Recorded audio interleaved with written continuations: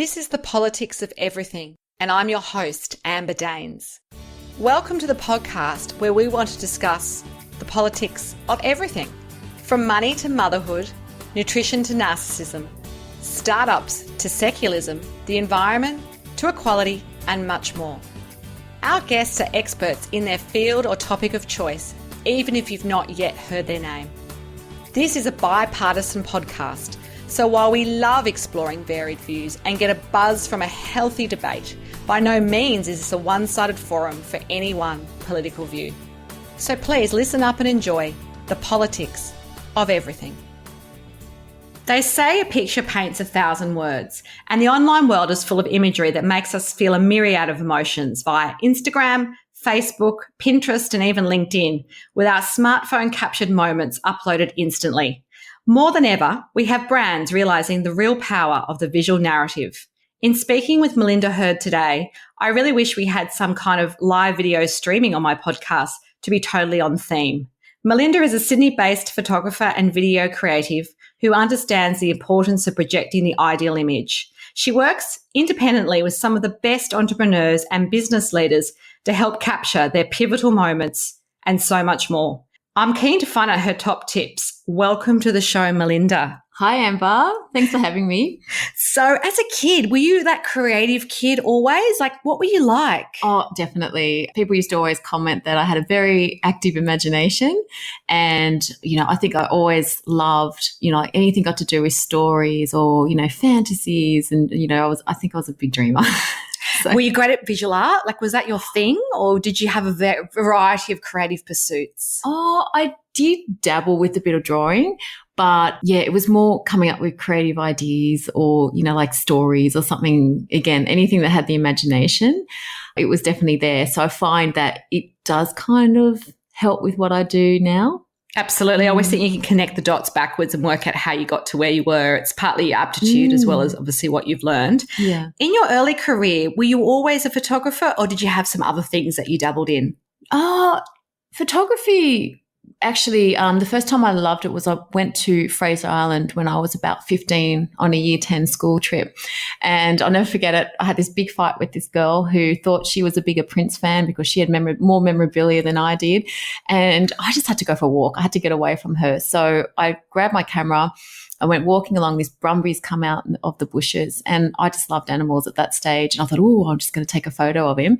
And it wasn't until I came back to Sydney, developed a film, that, seeing that actual visual of the horse with its reflection in the water, with the rolling surf coming in the background, the clouds overhead, that real kind of afternoon bluish grey storm, that kind of made me realise then how much of an impact an image can have. And I was instantly, transported back into that moment of time. So from there, I kind of, dabbled a bit more with the photography. I studied it in year 11, but because year 12 didn't credit towards HSC, I had to drop it, which was a shame. Yeah. And did you study afterwards? Did you do any postgraduate courses, or how did you actually really start to really hone your creative skills into perhaps what would become your career? No, the funny thing is, because I was the eldest child, it was very much, go out, get a job, get some money. What was your first job? Oh, it was corporate. I was working the corporate. So I started off, doing reception, then worked up to doing PA, but I was never happy. I was never satisfied. Didn't like being tied to the desk so much? No. I'm an outdoors. I need to be outdoors. I need to be working with people. And, a lot of the stuff that I was doing, even though it was like a team creative role, it was a team role. It didn't have any creativeness to it.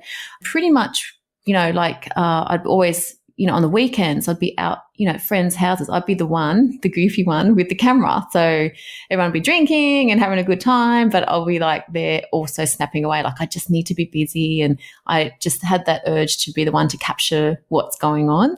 And I think that's kind of helped going into events and, dealing with people. The corporate world was fantastic in the sense that, I learnt to speak the corporate language, and there's a certain business element to that you need as well, the skills when running a business. Totally. So that's what I want to tap into now. So how do you turn this talent into a business? Like did you work for other people first as assistant photographer, or did you just take this massive leap of faith? Massive leap of faith. Yeah. And how long ago was that? Oh, geez. It was, I had my daughter Alexis in 2009. So around about 2008, I just said to my husband, I can't do this anymore. I couldn't really get the promotions. And, everything going back, with the photography, it was self-taught. So I never did any further studies. But my husband said to me, what do you want to do? I said, hon, I really just want to do photography. And he said, go for it. So I think having somebody to back you up and to support you, that helped greatly. So, and that was pretty much it. And then took the big leap of faith, jumped into it. Never looked back? No, never. Amazing. It was always meant to be, I think. Absolutely. Well, I know how great your work is. Yeah. So to get a little bit intellectual on you, I know that the printing press many years ago really catapulted the mass media, and that's my background. So I'm always fascinated with the history of any industry. And photography did the same about 150 years ago. And I think that whole idea of image communication came to the fore perhaps in the 1950s around the Mad Men era with advertising and TV and billboards, and suddenly an image really meant something. It wasn't just about the words and a picture. The picture could actually replace some of the words as well. Yeah. Over your time in the industry, have you seen imagery change, and how? Like, is it how we receive it that's different because it's now on our phones as opposed to just in a magazine or in a billboard when we're driving? Are some of the principles the same, or is it vastly different because of the technology? I think, if we go back, we were back in the film days where, you couldn't just go snap, snap, snap away. So you really had to take the time, understand, the technique and, of how to take a great picture and know what to look for and to wait. I think there was a lot of patience. And I think we're missing that a little bit now, aren't we? Yeah. Everything's all just instant. Bang, bang, bang. It is very instant. But I think, it's good and bad. Like, I think if you look back at old photographs, they really don't need any words to describe, what the message is being said. But with today's technology and the smartphones and everything, there's that access to be able to take more photos, but it can be few and far between. However, saying that again, with the, social media, we are seeing such incredible images coming from, like not so much, it doesn't always have to be the professional photographers, but they could be amateur, photographers, and they'd be taking some incredible, scenic or nature shots around the world, or, if there's something that's going on, whatever it is, like we are able to access it. So we're seeing a lot more. So it's maybe more prolific, and it's just more, I think we're more used to it too. We sort of expect visual imagery now because we're all socially media connected. We're not sort of waiting for the next big ad to come out. I remember as a kid, in the 1980s, you might have the same ads for a long time before that brand reinvented. But because now we've got influencers and we've got social media campaigns, it is very periods of time that we're seeing something and then they move on. Unless it makes an impactful sort of moment. Yeah, it's really changed. Right. It's totally changed. So can you give us a description of how you create your visual story process for your client in a way perhaps that other forms of communication can't? So if you're thinking about either your photos or your video process, what is it that you do that's a bit different to perhaps how we might do it if we were just as amateurs snapping away? I think it's having that moment to really think about what it is that we're capturing. Like, I get to know the client first, and usually I tend to find the more I speak to the client, that's when I get like a visual pop into my head, and it's like, okay, perfect. I've got an idea of how we're going to photograph you. That's going to make sense. It's going to be different to, the last 5, 10, 15 people I photographed before, because it's all about bringing out their authenticity. It's all about, how can we create some new magic? How can we, make you come alive? So yeah, it's definitely getting to know the person. And if you've never met them before, how does that work? Like if it's just over the phone, how does that work? It definitely comes, it's still that communication sort of thing. Because you ask them a series of questions? Yeah. Is there a bit of a process? There's definitely a process. There's lots of questions I ask about them. And it's just finding that moment. Do you think that people often don't know what they want? Oh, absolutely. Like, do you find people that are really great at what they do, but they're either, a lot of people don't like their photo being taken, let's be honest. I don't. How ironic. I know, but you just got to suck it up really at the end of the day. And there's that understanding of that. And that's why the people that I work with, they aren't just looking for just a headshot. Like they actually need a series of images to not only cover their profile, but their website, their marketing, but also now, with social media, we can create more of an influence. So to be like, a person's face, particularly if they're the face behind the brand, you can start creating influence. You can either put up a strong tagline, or, you can have a quote or something that adds value to the clients that are coming to them. So that's kind of the process that we do, like the prep work beforehand, before the actual photo shoot. And I find that kind of calms them down a little bit more. Like if they've got an understanding of how the photos are going to be used afterwards, then it's a lot easier.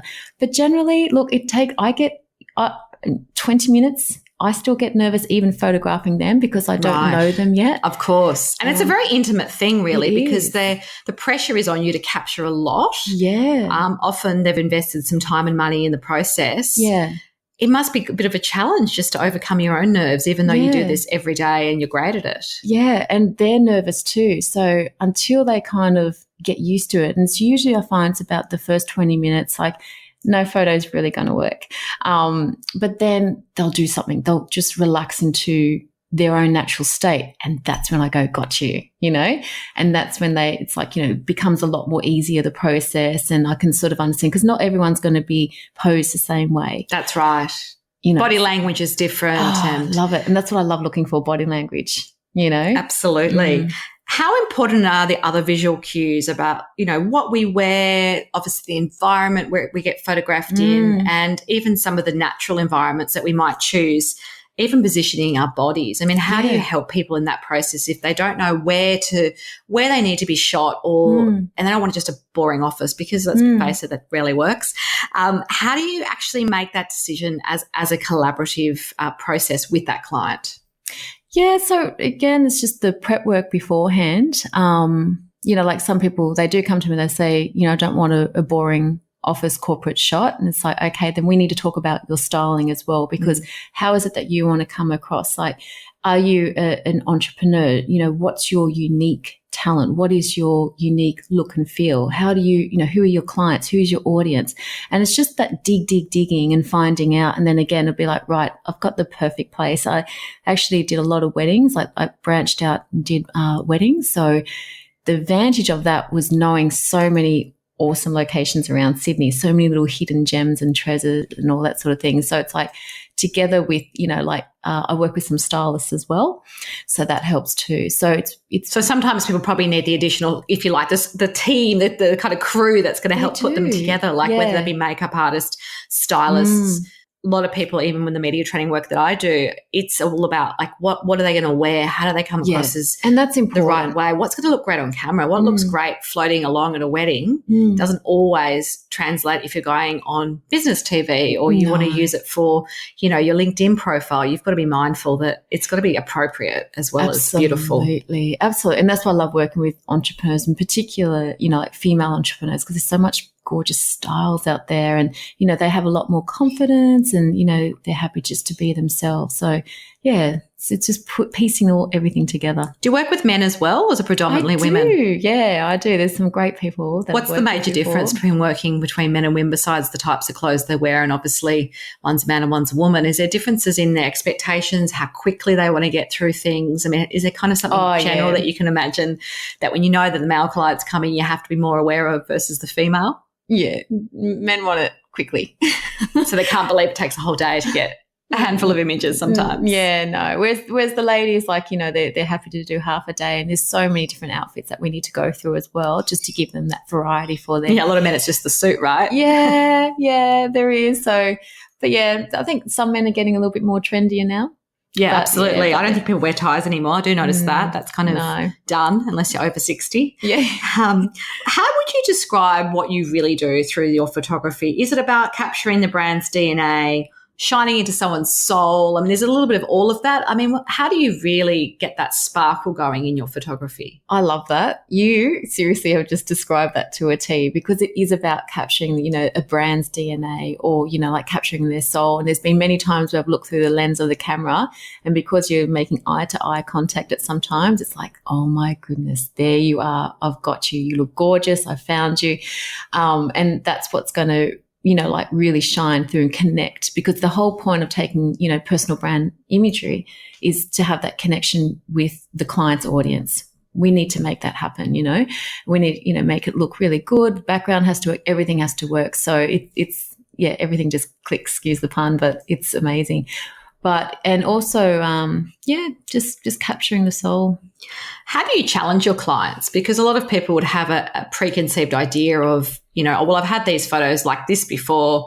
I just want to refresh. So do you try and push people to take on new challenges and maybe go somewhere they haven't gone before? And how do you encourage them to do that?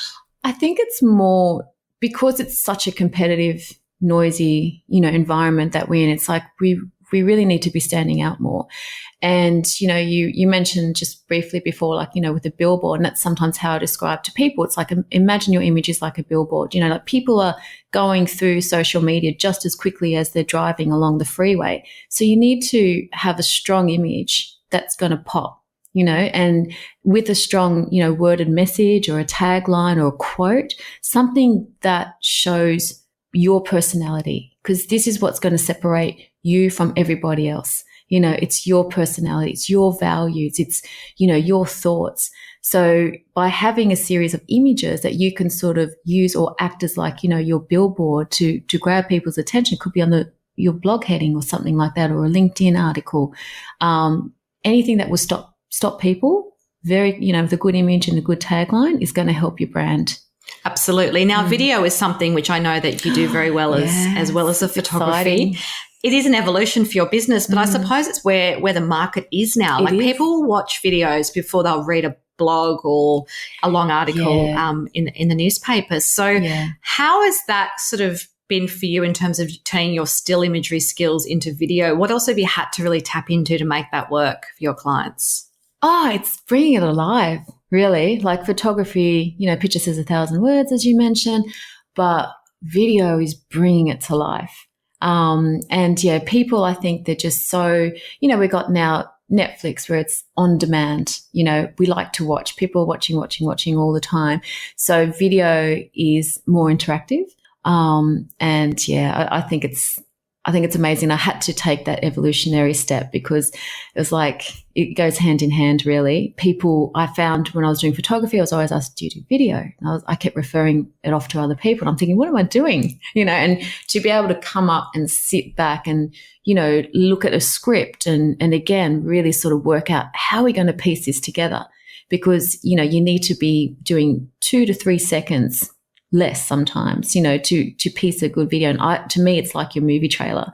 You go to the movies and before your movie comes on, you watch, 2 or 3 previews. And usually those trailers, they nail it in a couple of minutes, whereas we've got to nail a brand story or a brand message in anywhere between 90 seconds and 2 minutes. So we have very short attention spans as well, don't we? We are, but it's understandable. Don't watch so 5 minutes of things now. They decide pretty quickly whether they want to pursue it or not. And as you say, that even 90 seconds, it might be a lot of work to even pull that together, I imagine. Yeah. And the first 5 seconds counts the most, really. So they're either going to love it or hate it in those first few seconds. No pressure, Mel. No. So becoming a videographer and a photographer are great skills. Do you have anything else that you've got in the pipeline? Where else do you see your business going? Wow, good question. Where's the future going? I think as a business owner, you have to evolve. And I think it's like every 2 years, you need to look at what's going on, what's happening. There's so much, but at the moment, I think I'm happy. These are my 2 loves, my 2 passions. I always wanted to do video, but I could never, years and years ago, like it was just too difficult. It wasn't the appetite as well, maybe. Like people would see it as a really expensive add-on, but not necessary. Whereas I think people now see it as necessary to have some sort of video content. Yeah. Otherwise, they'll be left behind. They'll be left behind. And again, with the smartphones, they've just made it more easier. But it's about the quality at the end of the day. I'm all about the quality. I know. It's probably why I've shied a little bit away from, and I know it's very popular, things like Facebook Lives and so forth, because a lot of what I do is with professional media. So I'm always very, very conscious that, me walking around in my active wear doing a video in my local park is probably not quite right for my audience, even though for other people that works perfectly if they're in, lifestyle programs or something like that. Yeah, so you have to be on brand. I agree with you. you can't just dabble in it and go, oh, well, I'm going to do these videos. And then suddenly it's like it doesn't work anyway, because you can invest a lot of time doing this kind of social media and it actually doesn't go anywhere as well. True. So you've got to make sure, I guess, that the careful. audience is there that wants that content as well. Yeah, absolutely. So a number of years ago, there was a film that stuck out of my mind. It's called Tangerine. You may not have seen it, or you may have. Yeah, I did, and actually. it was actually entirely shot on the iPhone 5. Incredible. And it was an interesting, I guess, shift from what we consider professional image or filmmaking, which is, often we hear about these Hollywood productions that go on for 6 to 12 months or more. And all the editing involved just to have our, 2-hour film. But this was entirely shot on the iPhone 5. And I guess the colours and everything were very familiar because we're very used to seeing so much film now through our smartphones. Can smartphones really replace that high-end filming process, or do you see it as supplementary? And how does that really impact your industry if everyone feels like they can do it themselves? Oh, yeah, it's some days I think, oh gosh, this is scary. Like this is so good. Even like with the photographs that you can get from, cameras. And each smartphone seems to have a better and better camera. Like literally the phone is not about making phone calls now. It's often about the imagery. It's a camera that can make calls. Yeah. And we can filter it. We can make it look amazing. And yeah. Look, I think they'll always improve. I think the technology's there to always improve, but same with the professional digital cameras and all. Like there's the gimbals and the stabilizers that come along with it. I think it serves its purpose, but for example, I don't think you could shoot a high quality car ad that we're so used to seeing. So that market, BMW, will always go to a high end professional video production company to shoot that. So in terms of what brands will do, you think they'll still rely mainly on the absolutely, on the because again, it's about they've got a lot of competition too, so they need to look the best. And this is the whole thing too. But for this sort of movie, I thought it was brilliant. I like documentary sort of style. Yeah, absolutely. iPhones can kill it. Like they'll do so well.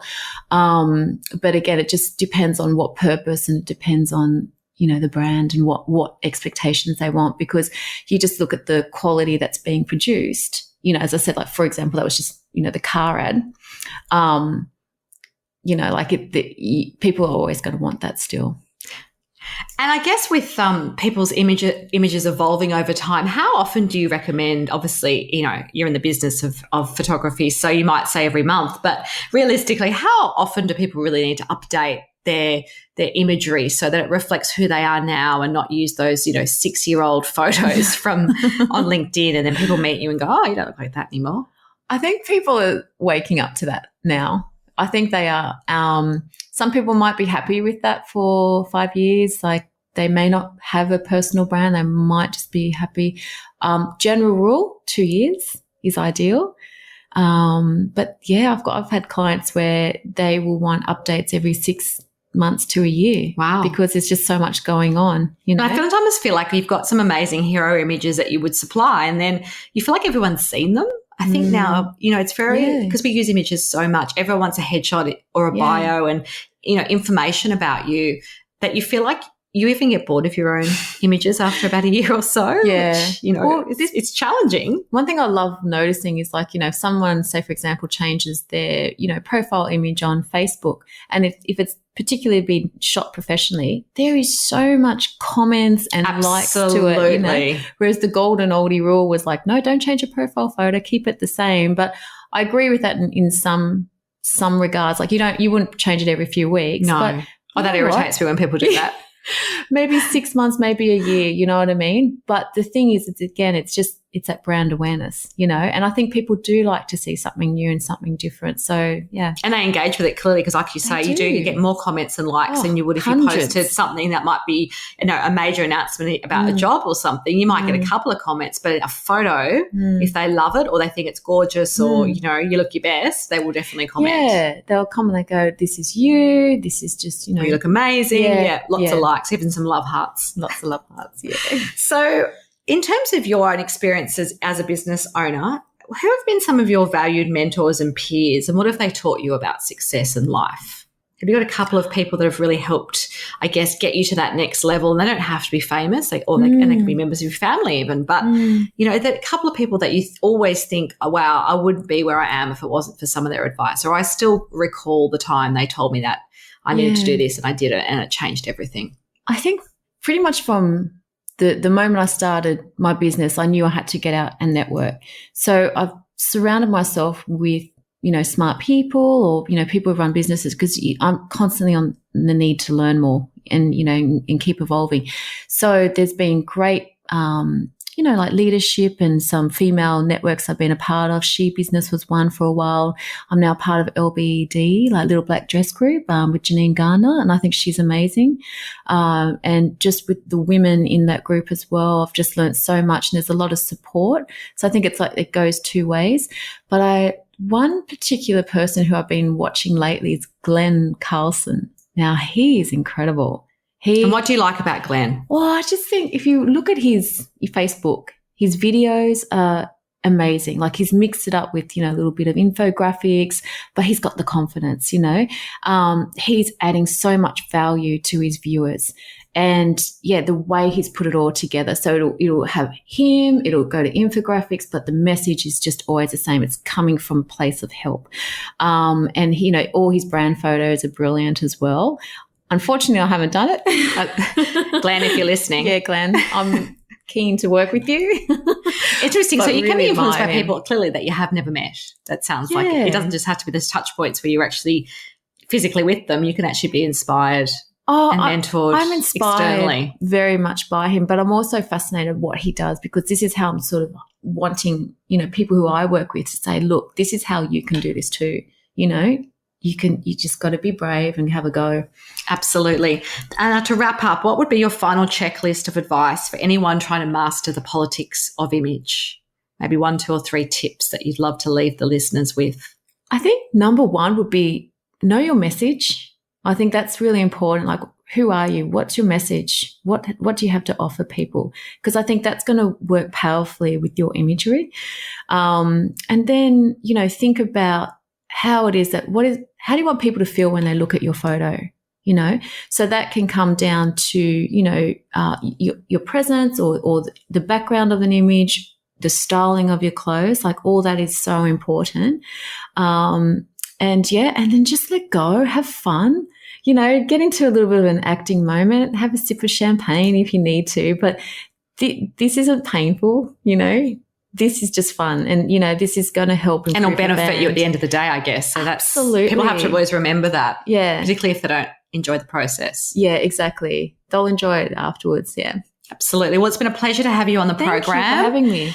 If you want to contact Melinda Hird, her details will be on our show notes. Until next time, keep well. Thanks for listening today. If you've enjoyed the politics of everything, we thrive on feedback. So please add a short review and share the podcast with your network and your friends and family. I'm also always on the hunt for fabulous new guests, so if you've got a view to share and an idea how to get our listeners excited, please email me at amber@bespokecoms, that's BESPOKECOMMS.com.au, and we'll be sure to get back to you. Until next time.